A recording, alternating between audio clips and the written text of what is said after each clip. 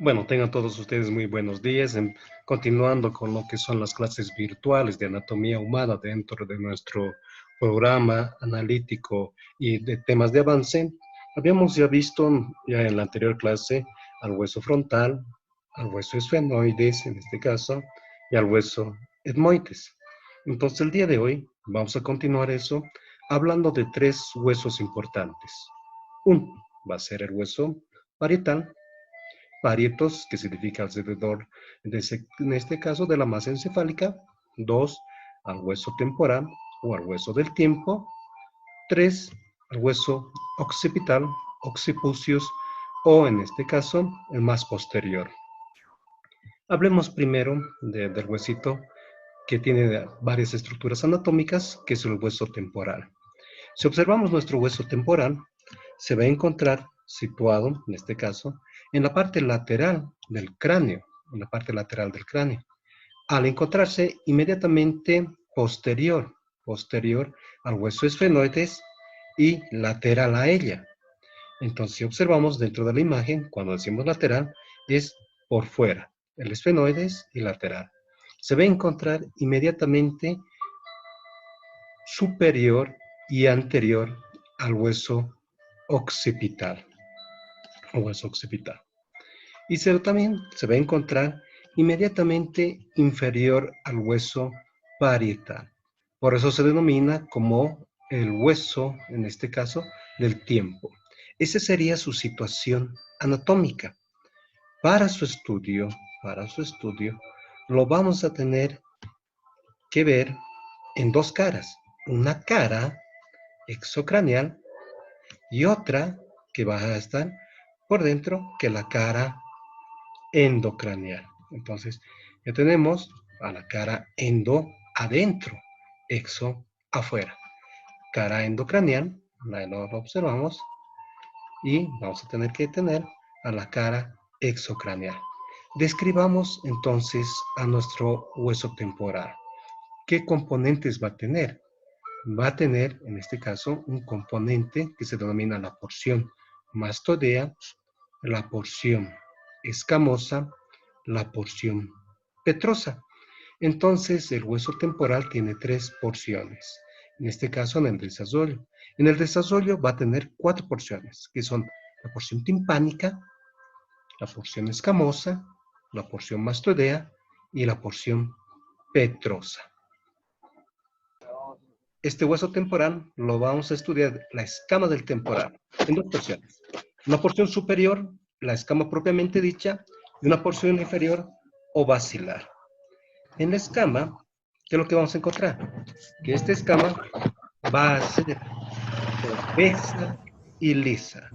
Como reparos anatómicos, me voy a encontrarme con un surco, denominado el surco o canal de la arteria temporal profunda posterior. En toda esta cara lateral de la escama propiamente dicha, va a prestar inserción un músculo, que es el músculo temporal o rotafibrous. A nivel de la porción basilar de la escama del temporal, vamos a encontrar los siguientes parámetros anatómicos. Una gran cavidad, denominada la cavidad condylar, que a este nivel se va a ir a alojar y a articular el cóndilo de la mandíbula. Entonces, algunos autores lo han denominado como cavidad glenoidea. Entonces, la cavidad glenoidea. Dicha cavidad glenoidea va a ser separada por un surco, por un surquito, fisura, denominada la fisura petroescamosa anterior. Dicha fisura petroescamosa anterior la divide la cavidad glenoidea en dos superficies. Una superficie anterior articular y una superficie posterior no articular o timpánica. Ahora bien, en la superficie anterior y la superficie posterior de la fisura petroescamosa posterior, a su vez se va a subdividir. Y esa subdivisión, en este caso, esa subdivisión va a ser formada por una prolongación, en este caso. Va a ser la prolongación de la caja timpánica, también denominada prolongación del tegmen timpani. Lo divide una subcisura anterior denominada petroescamosa y una subcisura posterior denominada petrotimpánica. Entonces, la cisura de Glaser se subdivide en dos subcisuras por la prolongación del tegmen tímpani. Ahora bien, medialmente a la prolongación del tegmen tímpani en la subcisura petrotimpánica voy a encontrarme con un ostium, un agujero. A los agujeros nosotros le denominamos con el nombre de ostium y va a ser el agujero inferior de la cuerda del tímpano. Ahora bien, ¿qué más observamos a ese nivel? Entonces ya lo tenemos, la cavidad glenoidea o condilar. Posteriormente, dijimos que era no articular, va a estar formado por un hueso, que es el hueso timpánico o timpanal. Medialmente me voy a encontrar con una gran superficie, que es la superficie subtemporal. Voy a encontrar, en este caso, un cóndilo, que es el cóndilo del temporal o raíz transversa del zigoma. Entonces tenemos en la porción basilar la superficie subtemporal, la raíz transversa del zigoma. ¿Qué más encontramos en esta porción basilar? Nada más. Ahora bien, ¿qué más tendremos que mencionar? Tenemos que ver que la porción, en este caso, escamosa propiamente dicha, y la porción basilar van a ser separadas por un reparo anatómico, denominada la famosa apófisis zigomática. Esta apófisis zigomática divide entonces la porción escamosa de la porción basilar. Para su estudio va a presentar dos raíces, una raíz longitudinal denominada la cresta suprameática y una raíz transversa o cóndilo del temporal. Ahora bien, estas dos raíces van a dar origen a la apófisis zigomática. Esta apófisis zigomática, para su estudio, presenta una forma fusiforme y alargada, presentará una cara, que es la cara externa o lateral. Esta cara se caracteriza por ser convexa y va a prestar inserción a la fascia o aponeurosis masseterina. A su vez, va a presentar, si presenta una cara externa, presentará una cara interna. Entonces, en la cara interna o medial va a ser cóncava y va a prestar inserción al músculo temporal en sus fascículos posteriores u horizontales. A su vez, esta apófisis zigomática presenta dos bordes. Un borde superior, donde va a formar dos labios, un labio interno y un labio externo. En este borde superior, ¿para qué? Para prestar inserción a la aponeurosis o fascia temporal. Presenta un borde inferior. Este borde inferior va a ser rugoso. ¿Para qué? Para presentar la inserción del músculo macetero. Entonces, de acuerdo a las inserciones que presentan los bordes de la apófisis zigomática, se denominan también borde temporal y borde maceterino, de acuerdo a la inserción. Presenta dos extremidades. Una extremidad posterior, que a ese nivel va a formar anteriormente un tubérculo, denominado el tubérculo condilio anterior. También se denomina tubérculo zigomático anterior. ¿Por qué condilio? Porque a ese nivel, condilón del temporal, en este caso, tubérculo condilar. Y una escotadura, la escotadura de la cavidad glenoidea o escotadura, en este caso, de la fosa de Glaser. Y otro tubérculo, que es el tubérculo zigomático posterior. ¿Ya? A nivel de la raíz longitudinal del zigoma, vamos a encontrar a su vez una zona, denominada la zona cribosa. ¿Por qué cribosa? Porque va a estar perforada y acribillada por varios agujeros a ese nivel. Y levemente posterior a ella, próximo a la porción mastoidea, me voy a encontrar con una espina, denominada la espina de Henle o espina suprameática. A nivel de la extremidad anterior del hueso zigomático, de la apófisis zigomática, se va a articular con el ángulo posterior del hueso zigomático, hueso yugal o pómulo. ¿Cuál sería la característica de esta extremidad anterior? que va a estar tallado a bisel, en este caso, a expensas de su borde inferior y en una forma sinusal. Y a su vez voy a encontrar dentellones. Cara externa o lateral de la porción. En la cara interna o endocranial de la escama del temporal vamos a encontrar los siguientes separos anatómicos. Ahora sí, ¿no? ¿Qué es lo que encontramos? Voy a encontrar que va a ser cóncava y lisa. Voy a encontrar pequeñas elevaciones, también denominados los tubérculos mamulares.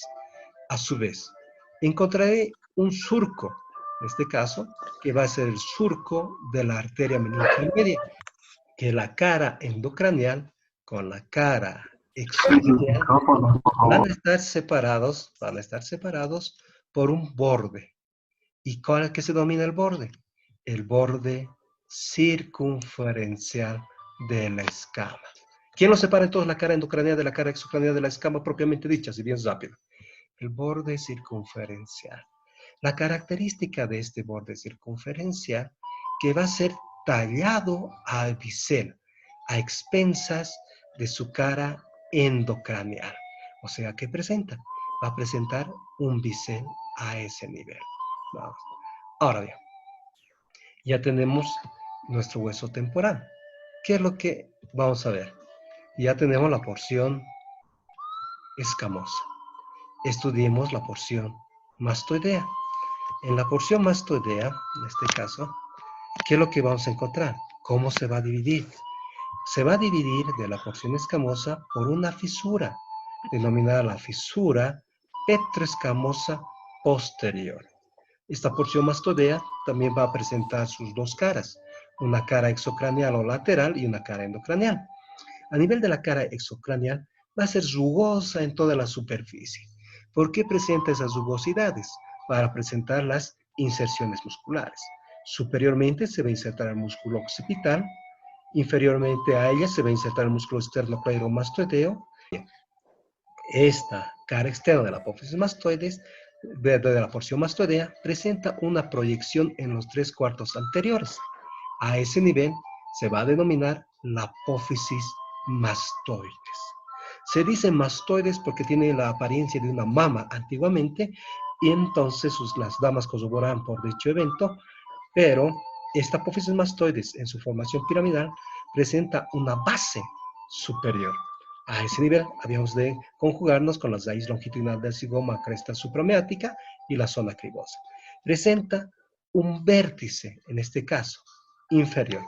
A nivel de este vértice se va a insertar el splenius capitis de la cabeza.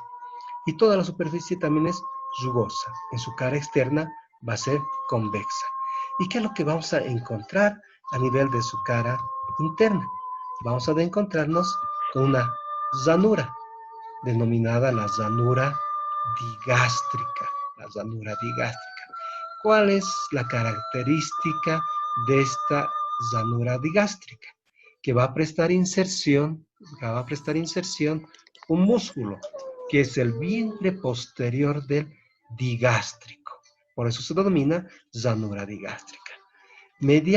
Medialmente, vamos a encontrarnos con una cresta, que se ha denominado la cresta yuxtamastoidea. Medial a la cresta yuxtamastoidea, me voy a encontrarme con un canal o surco, que es el canal vascular. A nivel de este canal vascular va a atravesar la arteria occipital. Nada más, ¿no? Entonces ya lo tenemos a todo esto. En el tercio, en este caso casi posterior, vamos a encontrarnos de la porción mastoidea con un agujero. Y como es la porción mastoidea, se va a denominar el agujero mastoideo. ¿Y qué es lo que atraviesa por ese agujero mastoideo? Va a atravesar una vena emisaria. ¿Qué significa eso? Que va a comunicar la sangre exocranial con la sangre endocranial. Ahora bien, veamos su cara endocranial. En esta cara endocranial va a ser totalmente lisa, pero vamos a evidenciar a un canal, que va a ser el canal o surco del seno transverso o lateral. ¿Cuál es la característica? como es transverso, pero aquí no vemos transverso. Este canal va a presentar la forma sigmoidea. ¿Qué significa eso? Que presentará la forma de una S itálica. ¿Qué va a alojar a ese nivel? Nuevamente recalco, al seno lateral o seno transverso. También, en la parte media de la porción sigmoidea del canal, vamos a encontrarnos con otro agujero, denominado el agujero mastoideo. En este agujero mastoideo, era el que comunicaba con el agujero, en este caso de la porción mastoidea exocraneal, con la porción endocraneal. La porción mastoidea también presenta un borde que los divide la cara exocraneal con la cara endocraneal, que también recibe el nombre de borde circunferencial de la porción mastoidea. La característica de este borde circunferencial que va a ser dentado. ¿El por qué? El para articularse con la porción inferior de la escama del occipital. Entre el borde circunferencial de la mastoides y el borde circunferencial de la escama del temporal, me voy a encontrar con un espacio, famosa incisura parietal. A esta incisura parietal se va a articular el ángulo posterior del hueso parietal. Ahora bien, ya tenemos la porción escamosa, tenemos la porción, en este caso, mastoidea. Nos faltaría solamente la porción petrosa o también denominada peñasco. En esta vista, quiero que vean que esta porción va a presentar la forma de una pirámide cuadrangular. ¿Qué significa eso? Que presentará 4 caras. A su vez, presenta una base y un vértice. Entonces, como es de una pirámide cuadrangular, hablemos de sus caras. Las caras endocraneales por dentro, son consideradas como superiores. Las caras exocraniales se denominan inferiores. Como tiene 4 caras, les presento a la cara anterosuperior, a la cara posterosuperior, a la cara anteroinferior y a la cara posteroinferior. Nuevamente, cara del peñasco o de la porción petrosa del temporal, anterosuperior, posterosuperior, anteroinferior, posteroinferior. Así de facilito. Ahora, ¿cuál es una forma de diferenciar estas caras? Que las dos, anterosuperior y posterosuperior, son endocraneales. Y la anteroinferior y la posteroinferior son exocraneales. ¿Ya? Estas cuatro caras son separadas por bordes. En este caso, presentamos borde superior, borde inferior, borde anterior y el borde posterior. Una vez que ya los hemos reconocido, entonces hablemos de esta carita, que es la cara anterosuperior. ¿Qué reparos anatómicos los vamos a encontrar en la anterosuperior? Ya lo podemos observar. Vamos a encontrarnos en la cara anterosuperior con una eminencia a ese nivel. Se ha denominado la eminencia arqueada o eminencia arcuata. Ya lo tenemos, la eminencia arqueada, arcuata. ¿Qué es lo que nos encanta preguntar? Esta eminencia va a ser formada internamente por un conducto, que es el conducto semicircular superior. ¿Ya? Y esa es la que va a determinar la formación de la eminencia. Anterior a ella, me voy a encontrar con una gran superficie amplia, denominada el tegmen timpani, o techo de la caja timpánica. Entonces, a ese nivel, y anterior a ello, me voy a encontrar con agujeros, uno mayor y otro menor. Al mayor se denomina agujero principal y al menor agujero accesorio. Y se han denominado los famosos hiatos. Hiato de falopio principal y el hiato de falopio accesorio. A su vez, estos dos hiatos pueden llegar a formar, o algunas veces no, los canales de los hiatos principales o surcos o canales de los hiatos accesorios. Voy a encontrar con una fosa, denominada la fosa trigeminal, la fosita digital, la fosita del ganglio de Gasser. ¿Por qué se denomina ganglio de Gasser? Porque a ese nivel se va a apoyar la cara inferior del ganglio trigeminal o de Gasser. Nada más, así de facilito. Entonces, fosita digital, fosita del ganglio de Gasser, ¿no?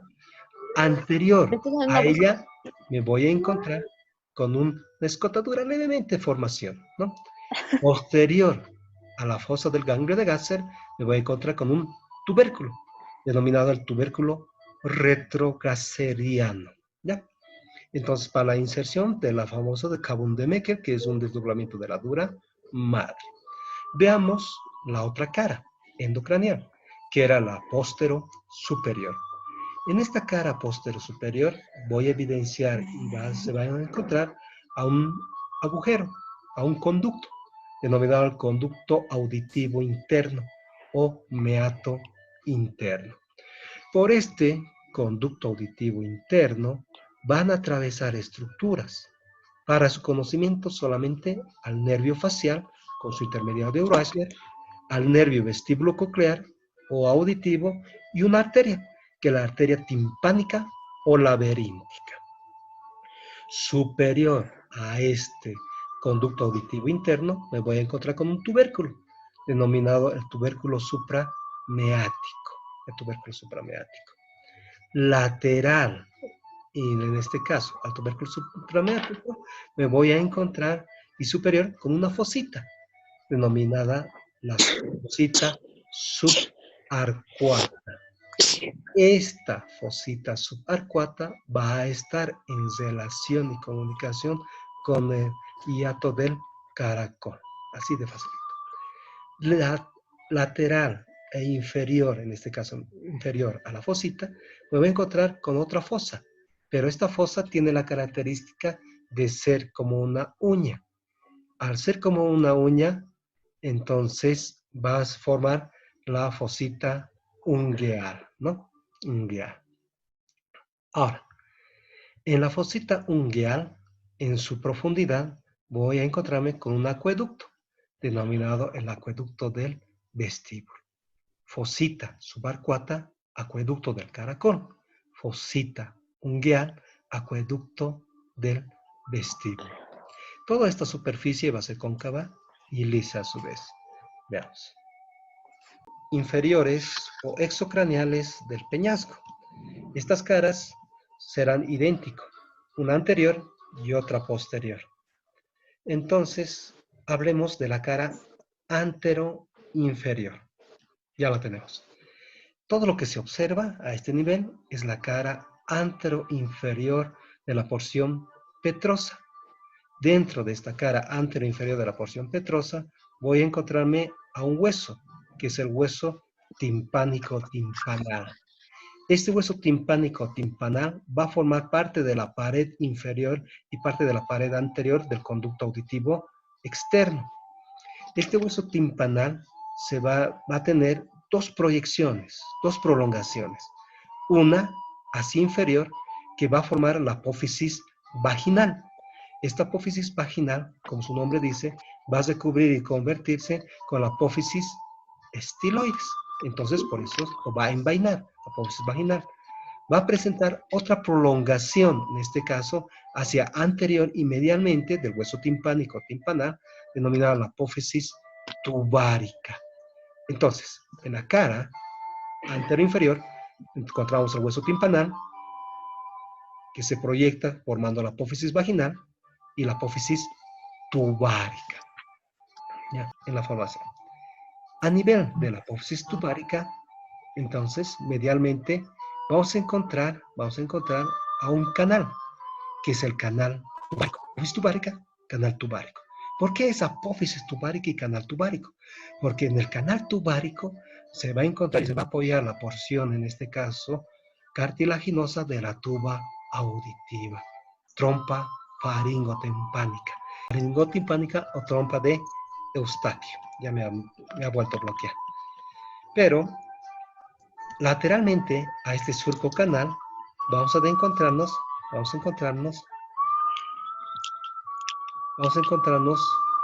con un conducto, que es el conducto, en este caso, óseo de la trompa faringotimpánica. Superior a ella, me han bloqueado realmente, me encanta. Superior a ella me voy a encontrar con otro conducto, que es el conducto óseo del músculo del martillo o conducto óseo del músculo tensor de la membrana del tímpano. Nuevamente, me han bloqueado, no puedo hacerlo, ya. Entonces ya tenemos en esta cara antero-inferior del peñasco petrosa, vamos a encontrarnos ¿con quién? Con el conducto óseo del músculo del martillo, con el conducto óseo de la trompa faringotimpánica o tuba auditiva, con el canal tubárico, la apófisis tubárica, el hueso timpanal o timpánico y la apófisis vaginal. Nada más lo encontramos. En la cara posterior inferior, entre la apófisis mastoides, anteriormente a ella, me voy a encontrar con un agujero, en este caso, que es el agujero estilomastoideo. Por este agujero estilomastoideo va a atravesar el nervio facial, así de facilito. Anterior a ella, la apófisis estiloides. Esta era que era de la porción mastoidea, la apófisis mastoides. Por eso se denomina agujero estilomastoideo, porque está entre ambas. Hablábamos de la apófisis estiloides. Si observamos esa apófisis estiloides, va a tener la forma de un ganchito, en este caso, de un agujón. ¿Se ve? Como una espina a ese nivel. Esta es la apófisis estiloides. En esta apófisis estiloides se va a insertar el ramillete estiloideo. ¿Qué significa eso? También va a encontrar en los textos como ramillete de Ziolau. Se va a insertar 3 músculos y 2 ligamentos. El ligamento estiloideo y el ligamento estilomaxilar. Los músculos estiloideo, estilofaringeo y estilogloso. Entonces, nos encanta preguntar qué es lo que se inserta directamente a nivel de la apófisis estiloides. Ahora, ¿qué más es lo que vamos a encontrar? Vamos a encontrar de esta apófisis estiloides medialmente una superficie cóncava, denominada la fosa yugular. A nivel de esta fosa yugular va a formar el golfo de la vena yugular interna. En pocas palabras, va a ser el origen en este caso, de la vena yugular interna. Lateral, en este caso, a ella, de la fosa yugular, me puedo encontrar con un ostium en plena fosa, el ostium. Se denomina el ostium introitums, así de facilito. Entonces, una superficie a la fosa, una superficie rugosa. Bien, entonces, para la articulación de la carilla yugular, de la apófisis yugular externa del hueso occipital. Por eso recibe esta superficie como nombre de carilla yugular, de la carilla yugular. Ahora bien, anterior a ella me voy a encontrar con una gran superficie rugosa en toda su extensión. Esa superficie rugosa próximo al vértice va a ser la superficie rugosa de inserción del músculo peristafilino interno. Y ese es su nombre, rugosidades de inserción del músculo peristafilino interno. Pero como no les gusta eso, también se puede decir rugosidades de inserción del músculo elevador del velo del paladar. Más fácil. Ahora, en todo lo mencionado me voy a encontrar con un conducto en esta cara y va a ser el conducto carotidio. Pero el conducto es la trayectoria. Solamente me voy a encontrar con el orificio inferior del conducto carotidio. Entonces, en la cara posterior inferior del peñasco me encuentro con el agujero estilomastoideo, apófisis estiloides, fosa yugular, carilla yugular, orificio inferior del conducto carotidio y rugosidades de inserción del músculo elevador del velo del paladar. Nada más nos encontraríamos. Actualmente me han bloqueado, pero podemos apreciar mencionando su vértice a este nivel. El vértice del peñasco, vamos a encontrarnos con un conducto que va a ser el conducto u orificio conducto carotidio anterior. Ojito con eso. En el vértice puede encontrar al agujero anterior del conducto carotidio a su borde superior. Este borde superior va a dividir la cara anterosuperior de la cara posterosuperior y voy a encontrarme con un canal. que es el canal o surco del seno petroso superior. Aprovechando esta misma impresión, el borde anterior. Este borde anterior va a ser separado por la porción escamosa del temporal y la porción petrosa y va a formar una fisura, que es la fisura petroescamosa superior. Ahí la tenemos, la fisura petroescamosa superior. Se cortó en este caso lo que es nuestra señal, pero estamos continuando. Gracias al doctor Michael, encontramos a nuestro borde inferior. El borde inferior estaba formado por ¿quién? Borde inferior de la apófisis vaginal del hueso timpánico y el borde inferior de la apófisis tubárica. Y levemente va a ser el borde inferior de la porción del canal tubárico. Con esta fosita, denominada la fosita petrosa o fosa de ganglio de Anders. A este nivel de la fosita del ganglio de Anders se va a alojar el ganglio de Anders o ganglio del nervio glosofaríngeo. Posterior a ella me voy a encontrar con una espina, una sobresaliente, denominada la espina petrosa. Otros autores lo denominan también como espina yugular, nada más, ¿no? La espina petrosa, la espina yugular, y una escotadura, la escotadura yugular, la escotadura yugular. Anterior a ella, levemente la formación de un canal, el canal del seno petroso inferior. El vértice ya está mencionado, es truncado del peñasco, y encontramos al agujero o al orificio o agujero del conducto carotidio anterior. Encontrábamos a nuestro conducto auditivo externo, al conducto auditivo externo, también denominado CAE. ¿Cómo está formado este conducto auditivo externo? Anterior e inferiormente por el hueso timpánico, superiormente por la escama del temporal. Otros mencionan que posteriormente la porción mastoidea y levemente a nuestro hueso temporal. Ahora, ya. Entonces, este hueso parietal se encuentra inmediatamente situado posterior al hueso frontal, superior al hueso temporal y al esfenoides y anterior al hueso occipital. Parietal significa parietos, que es alrededor. ¿Alrededor de quién? Alrededor, en este caso, del sistema nervioso o la porción nerviosa. Para su estudio va a estar formado por una cara externa o exocraneal, una cara interna o endocraneal. Veamos entonces su cara externa.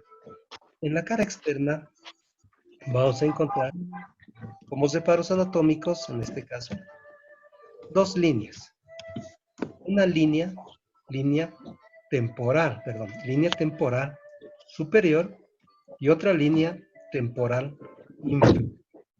Línea temporal superior para la inserción de la fascia temporal o aponeurosis temporal y una línea temporal inferior para inserción del músculo temporal o músculos crotafíticos.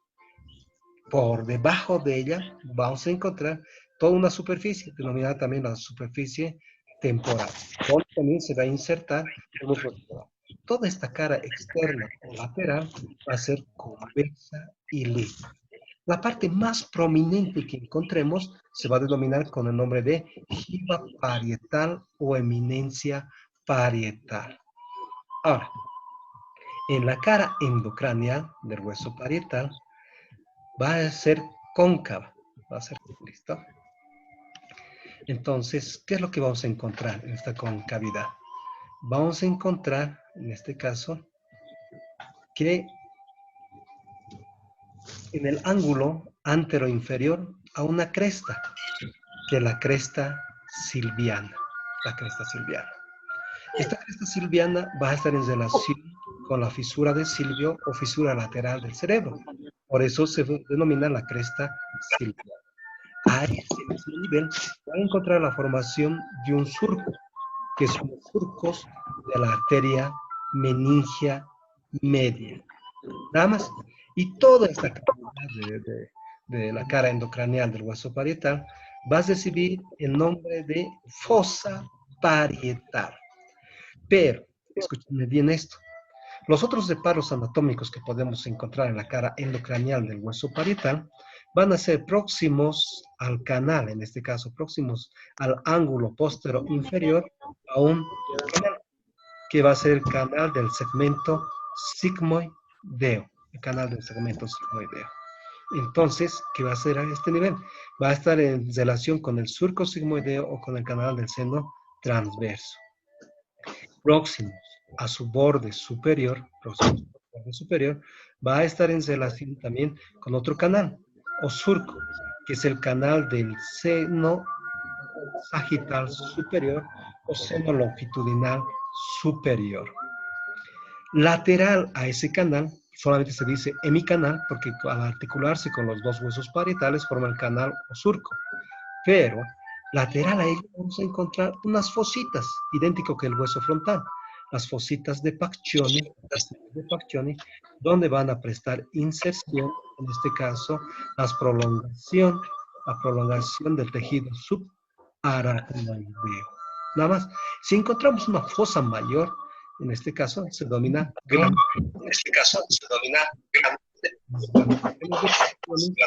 Donde se va a hacer netamente a la formación de un lago sanguíneo. Ahora, Lagunas, por favor. endocranial, vamos a encontrarnos con un agujero. Este agujero de la cara exocranial con el agujero de la cara endocranial es el agujero parietal. Es lo que atraviesa por el agujero parietal. Va a atravesar una vena que va a comunicar la sangre endocranial con la sangre exocranial. Nada más, ¿no? Ya, mucho mejor. No sé silenciar. Ahora bien, ya teníamos entonces el borde anterior, en este caso, que se articulaba con el borde circunferencial del hueso frontal, un borde posterior. Denme un segundo, me han bloqueado otra vez. Ahora sí, ya lo tenemos.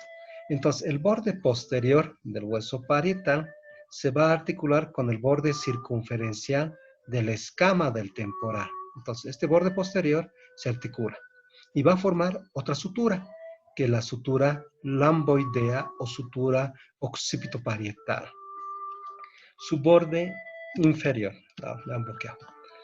El borde inferior va a estar en relación con la escama del temporal, se va a articular con parte del borde circunferencial con su tercio anterior y con el ala mayor del esfenoides. Pero al articularse a nivel de la escama del temporal, el ala mayor del esfenoides, este borde inferior va a ser tallado a bisel, ¿vean? Va a ser tallado a bisel a expensas de su tabla externa. Entonces es tallado en bisel a expensas de su tabla externa. Al articularse, en este caso, al articularse con esas estructuras, va a formar una sutura, que es la sutura escamosa. El borde superior se va a articular con el borde superior del lado opuesto, y va a formar una sutura, denominada la sutura sagital o sutura interparietal. Entonces ya lo tenemos, la sutura sagital o sutura interparietal. Pero podemos observar que a nivel de los agujeros parietales, todo esto es dentado, pero a nivel de los agujeros parietales, esto es armónico. Al ser armónico, entre los dos agujeros parietales, va a formar un punto cranométrico. En este caso, que recibe el nombre de obelio. Entonces, ¿dónde encontramos el obelio? Vamos a encontrar inmediatamente a nivel de los agujeros parietales y la sutura sagital o interparietal. Ahora bien, veamos lo siguiente. A su vez, dijimos que este hueso parietal presenta ángulos. ¿Cómo se forman los ángulos? No es nada más que la sumatoria de los bordes. Entre el borde superior y el borde anterior va a formar el ángulo anterosuperior o ángulo frontal, que en el desarrollo embriológico va a formar un punto en ese nivel membranoso que se ha denominado brecma o humedecer. Y el punto de osificación y el punto craniométrico, brecma. El ángulo anteroinferior está formado por el borde anterior y el borde inferior del hueso parietal, y va a formar también a ese nivel, y estar en relación con el ala mayor del esfenoides, recibe este ángulo con el nombre de ángulo esfenoidal. Y a ese nivel, conjuntamente con la articulación de los otros huesos, va a formar el punto craniométrico pterium, que significa ala. El ángulo posterior, postero-superior, está formado por el borde superior y el borde posterior del hueso parietal, y va a formar a este nivel en relación al occipital, va a recibir el nombre de occipital. En el desarrollo forma también, en este caso, una fontanela, y va a ser un punto craniométrico en desarrollo de osificación, que es lámbrico.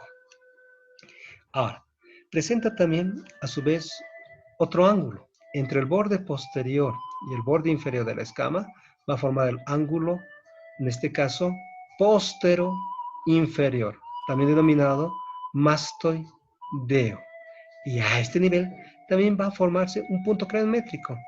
Entonces, punto craniométrico asterio, porque ese nivel tiene la forma de una estrella o estela. Entonces, parecía que el hueso parietal hubiese sido un hueso sencillo, pero hemos visto que tienen varias características. Puntos de osificación del hueso parietal de origen membranoso presenta un solo punto de osificación. Hablemos del hueso occipital. Quiero que lo observen. Este hueso occipital lo vamos a observar en la base inferior. Para su estudio va a estar formado por la escama del occipital, va a estar formado por las masas laterales del occipital y la apófisis basilar. Eso es para su estudio. Ahora, ¿dónde se encuentra situado? Por lógica, observamos va a estar situado posterior y medialmente a los huesos temporales. Estará situado posterior, en este caso, al hueso esfenoides. Entonces, por eso se llama occipucius posteriores, más posterior. Y estará situado, en este caso, posterior a los huesos parietales. Ya lo tenemos entonces al occipital. Idéntico como todos los huesos, se le estudia con una cara exocraneal y una cara endocraneal. En la cara exocraneal, hablemos netamente de la porción escamosa. Dijimos que se dividía en una porción escamosa, masas laterales del occipital, cuerpo basilar o cuerpo del occipital o apófisis basilar o clivus, en este caso, del occipital. Vamos a hablar de nuestra escama. ¿Qué es lo que encontramos entonces? Nuestra escamita, vamos a encontrar en su cara exocraneal que va a ser convexa, en este caso, no mucho. Entonces, es convexa, ya lo tenemos. Luego, en la parte media de toda esta escama de la exocraneal, me voy a encontrar con un tubérculo, denominado el tubérculo occipital externo. Tubérculo occipital externo. Lastimosamente, este tubérculo en el cráneo general forma un punto craniométrico que vamos a encontrar al famoso inium. Inferior al tubérculo occipital, me voy a encontrar con una cresta denominada la cresta occipital externa. La cresta occipital externa. A cada lado o laterales al tubérculo occipital externo, van a nacer dos líneas. Observen, dos líneas. La línea nucal superior o línea occipital superior o cresta nucal superior. Por encima de esta cresta nucal superior, levemente, algunos autores mencionan a la cresta suprema. Esta cresta suprema para la inserción del músculo occipital. En la parte media de la cresta occipital externa va a partir otra cresta, de la cresta occipital inferior o línea nucal inferior. Nada más, así de facilito. Ahora, veamos su cara endocraneal. En la cara endocraneal de la escama, vamos a encontrar, ahí está, lo dimos vuelta, lo voy a encontrar idéntico. En la parte media vamos a ver que es cóncava, la otra era convexa, esta es cóncava, un tubérculo, que es el tubérculo occipital interno. A nivel de este tubérculo occipital interno, vamos a ver en este caso, a nivel vascular, se va a formar a ese nivel el confluente posterior de los senos, denominada la prensa de Erófilo. Entonces, solamente decimos que está en relación con la prensa de Erófilo o confluente posterior de los senos. Pero así, osteológicamente, también recibe el nombre de torcular, la famosa torcular. Inferior al tubérculo occipital interno o medial, vamos a presentarnos con una cresta, denominada la cresta occipital interna. La cresta occipital interna. ¿Ya? Inferiormente a la cresta occipital interna, vamos a encontrarnos con una fosita en su extremidad posterior del agujero magnum o agujero occipital, con una fosita, denominada la fosita vermiana, porque a este nivel se va a apoyar el vérmix del cerebelo o gusano cerebeloso. Cresta occipital interna, tubérculo occipital interno. Superior a este tubérculo occipital, me voy a encontrar con un canal, denominado canal del seno sagital o canal del seno longitudinal superior. Entonces, idéntico. Lateral a ellos voy a encontrarme con las fositas de Pacchioni para la inserción del tejido subarachnoideo. Perfecto. A nivel y lateral al tubérculo occipital interno, me voy a encontrar con un canal o surco. Y como tiene la forma transversa, se va a denominar el surco transverso o canal transverso o el surco o canal del seno lateral. Nada más. Nuevamente, seno sagital superior, cresta occipital interna, tubérculo occipital interno, canal del seno transverso. Estos separos anatómicos van a dividir a la cara endocranial en dos fosas inferiores, denominadas las fosas cerebelosas, y dos fosas superiores, denominadas fosas cerebrales. ¿El por qué? Se aloja el lóbulo posterior del cerebro, y aquí se va a alojar, en este caso, la cara inferior de las masas laterales del cerebelo. ¿Ya? Ahora bien, la escama se va a dividir su cara endocranial con la cara exocranial por un borde, denominado el borde circunferencial. Por la forma que presenta este borde circunferencial, también se ha denominado borde zómbico, porque va a tener la formación de un zombo. Va a tener, en este caso, a nivel del zombo, su extremidad superior y lateral, su extremidad inferior, en este caso, inferior lateral. Este borde superior se va a articular con el borde posterior del hueso parietal y formaba la sutura lamboidea. Este otro borde se va a articular en este borde inferior, su extremidad inferior o su segmento inferior, se va a articular con el borde circunferencial de la porción mastoidea del temporal. Y presenta un borde anterior, la escama. Este borde anterior va a formar parte del agujero magnum. Entonces va a formar la extremidad posterior del agujero magnum o agujero occipital. Pero a cada lado va a ir a continuar y se va a confundir con la masa occipital o masa condilar, con las masas condilares. Hablemos de nuestras masas condilares. Entonces lo estamos dando la vuelta. Correcto, ya tenemos el occipital. Entonces, quiero dar un poco más. Ya. Una vista inferior. Entonces, lo que les voy a mostrar se llama las masas laterales del occipital y la masa lateral del occipital. Como lo estoy demarcando, tiene la forma cuadrilátera en su cara externa. Para su estudio, su cara exocraneal o externa, su cara endocraneal y sus cuatro bordes. Ya bien. Entonces ya tenemos su extremidad posterior o su borde posterior de la masa, que se confundía con la escama, su extremidad anterior, que se va, en este caso, continuar con la apófisis basilar o occipital, y su borde interno y el borde externo. En la cara externa de esta masa me voy a encontrar con una eminencia denominada la apófisis condilar o cóndilo del occipital. Esta apófisis condilar va a tener la forma de una chancla, de una zaqueta. Va a ser anteroposteriormente, en este caso, convexa y transversalmente levemente con su plano inclinado lateral.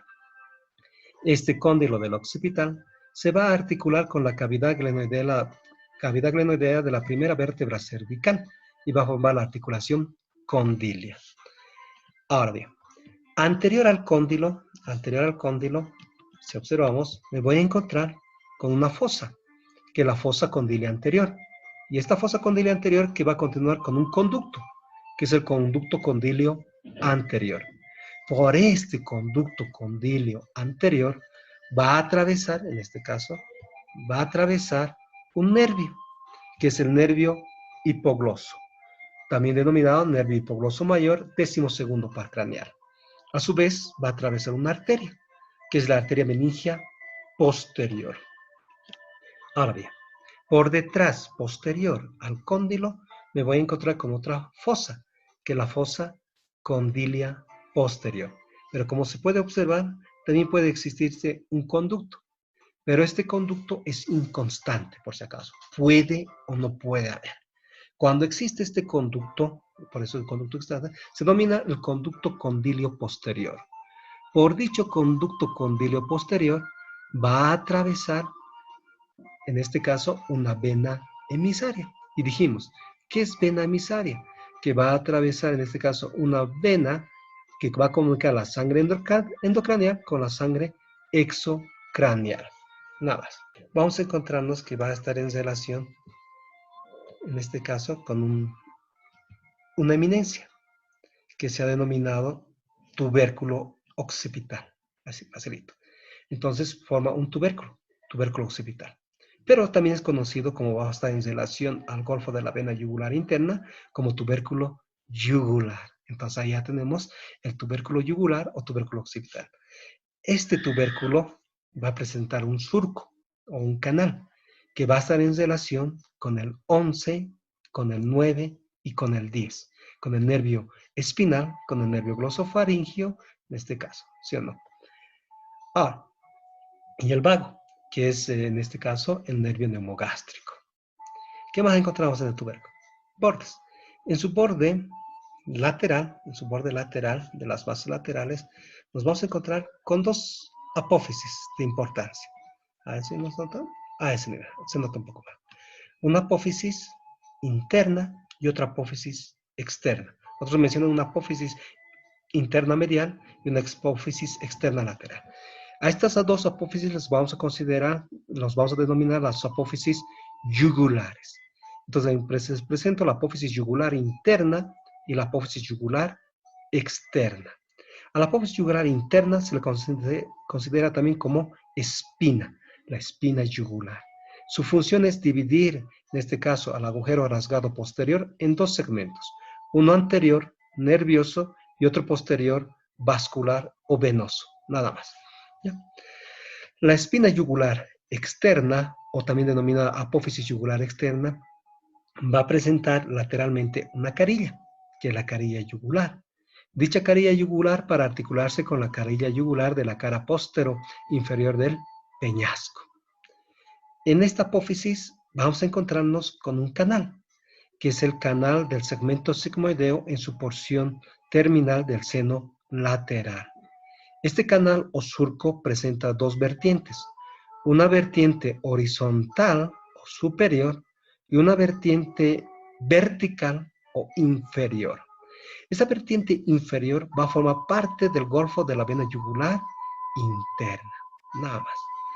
Su borde interno de la masa, juntamente con el borde anterior de la escama y el borde posterior del cuerpo basilar, van a formar este hermoso agujero, denominado el agujero magnum o agujero occipital.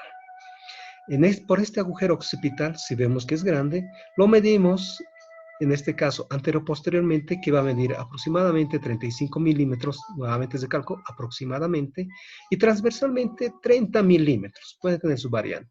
Por semejante agujero va a atravesar la arteria vertebral, va a atravesar el bulbo, va a atravesar los nervios espinales y el plexo venoso, en este caso espinal. Nada más, así de facilito. Ahora bien, hablemos del cuerpo del occipital, también denominado como clivus o apófisis basilar. Entonces podemos decir cuerpo del occipital, clivus, apófisis basilar. Va a presentar a ese nivel un canal en la cara endocranial, que ha sido denominado el canal del clivus, surco basilar o canal del cuerpo occipital, aprovechando esta misma imagen. Hablemos ahora de su cara, en este caso, exocranial. Entonces lo damos la vuelta, veamos su cara exocranial. Gira, gira, gira, gira, gira. Perfecto. Ya lo tenemos.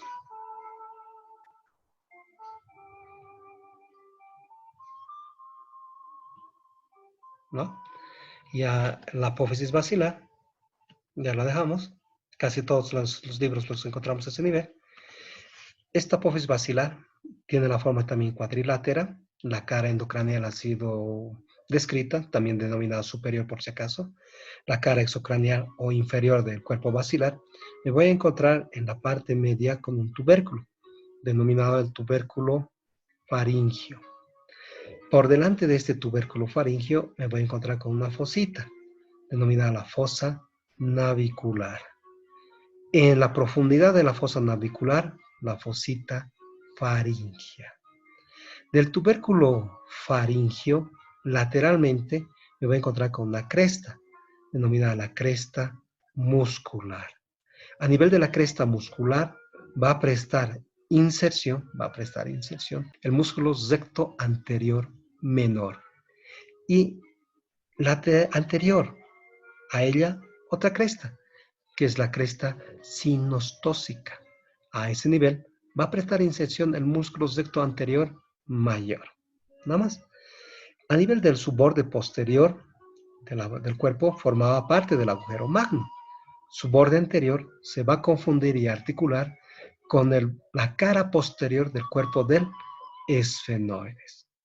En su borde lateral del cuerpo del occipital o postbasilar, se va a dividir en dos canales o surcos, uno superior para el surco del seno petroso inferior y otro inferior para el surco del seno petro-occipital. Nuevamente, en este borde lateral voy a encontrarme que se forma con dos labios, un labio superior que va a estar formado por el canal del seno petroso inferior y otro inferior, el labio inferior, para el canal del seno petro-occipital. ¿Ya? Y ahí se van a articular por un tejido fibroso con la región posterior del peñasco, con su borde posterior del peñasco, prácticamente. Por eso van a formar un surco petro-occipital. ¿Ya? Podemos observar también a nivel de la cara exocranial, de las masas laterales, a nivel de la apófisis yugular externo, apófisis yugular simplemente, superficies rugosas para la inserción del músculo recto lateral mencionar.